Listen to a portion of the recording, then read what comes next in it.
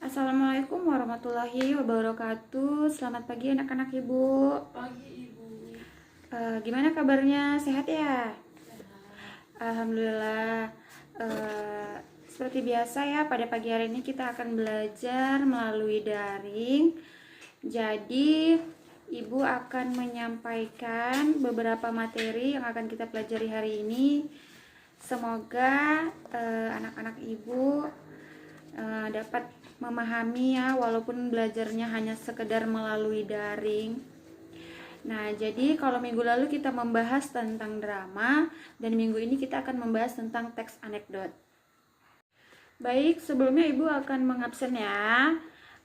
Hari ini sepertinya yang tidak masuk Debra, Jessica. Itu kenapa ya alasannya? Apakah dia sakit, izin, atau bagaimana? Debra izin Bu, Jessica sakit. Baiklah kalau begitu. Nah, jadi tujuan pembelajaran kita pada pagi hari ini adalah siswa mampu memahami pengertian teks anekdot dan siswa mampu untuk mengidentifikasi kaidah dan struktur yang dimiliki oleh teks anekdot. Nah, untuk memulai pelajaran, Ibu akan menanyakan dulu nih kepada anak-anak Ibu. Siapa yang tahu apa itu pengertian dari teks anekdot? Teks anekdot itu cerita lucu Bu. Ya, benar sekali. Nah, jadi teks anekdot ini adalah cerita singkat yang di dalamnya mengandung unsur lucu dan mempunyai maksud untuk melakukan kritikan. Nah, teks anekdot ini biasanya bertopik tentang layanan publik, politik, lingkungan, dan sosial yang ada di setiap lingkungan kalian. Lanjut ya, kemudian kita masuk pada struktur teks anekdot.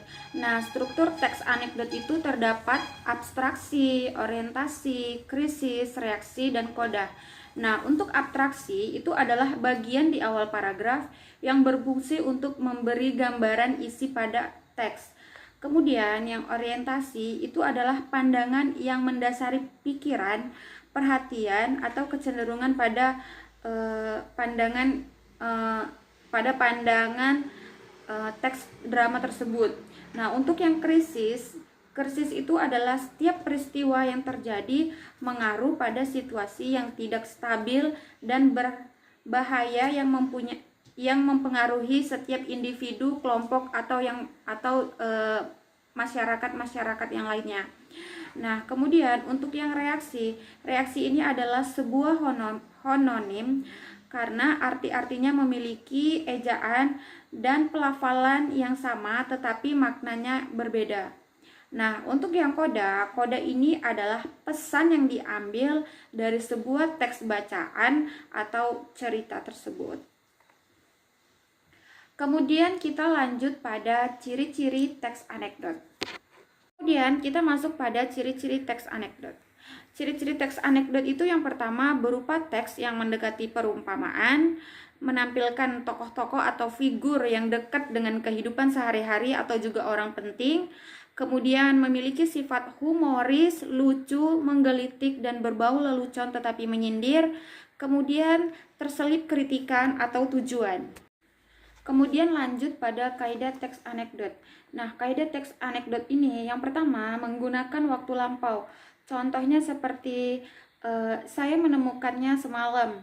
Kemudian menggunakan pertanyaan retoris. Contohnya, apakah kamu tahu? Kemudian itu menggunakan kata sambung konjungsi waktu.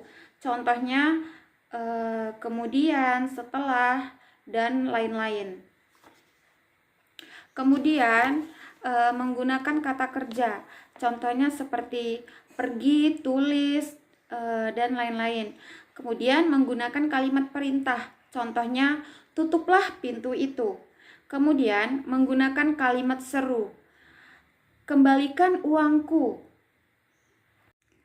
Baik, Ibu akan memberikan contoh gambar teks anekdot ya.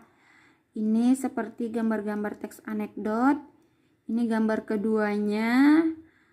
Kemudian tadi Ibu sudah menjelaskan ya tentang kaidah-kaidah yang ada pada teks anekdot. Kemudian struktur juga Ibu sudah menjelaskan. Nah, jadi Ibu ada tugas untuk kalian minggu depan. Kalian membuat atau mencari teks anekdot, kemudian cocokkan dan kaitkan sesuai dengan struktur dan kaidah-kaidahnya yang Ibu berikan tadi. Nanti minggu depan kalian kumpulkan, Ibu akan cek. Baiklah, sepertinya sampai di sini saja pembelajaran kita pada pagi hari ini. Anak-anak Ibu ada yang bisa menyimpulkan pembelajaran kita pada pagi hari ini? Tidak ada, Bu. Baiklah, kalau begitu Ibu yang akan menyimpulkan. Jadi, teks anekdot itu merupakan cerita singkat yang bermanfaat, membantu untuk menyampaikan suatu kritik dan dapat dengan mudah diterima oleh masyarakat sekitar. Selain maksud dari kritikannya telah tersampaikan, hiburan dan pembelajaran yang dapat dipetik dari cerita tersebut juga dapat tersampaikan. Nah, anekdot itu memiliki dua unsur. Yang pertama yaitu unsur intrinsik dan kebahasaannya. Struktur anekdot itu ada 5, yaitu berupa yang tadi ya Ibu sudah jelaskan, ada abstraksi, orientasi, krisis, reaksi, dan kodah. Nah, kaidah yang dimiliki oleh teks anekdot ini antara lain menggunakan waktu lampau, menggunakan pertanyaan retoris, menggunakan kata sambung, menggunakan kata kerja, menggunakan kalimat perintah, dan menggunakan kalimat seru. Baik, Ibu rasa sampai di sini saja pembelajaran kita pada pagi hari ini. Semoga apa yang Ibu sampaikan bermanfaat bagi kalian semua. Jangan lupa jaga kesehatan anak-anak Ibu, jangan keliuran kemana-mana. Ibu akhiri dengan wabillahi taufiq wal hidayah. Wassalamualaikum warahmatullahi wabarakatuh.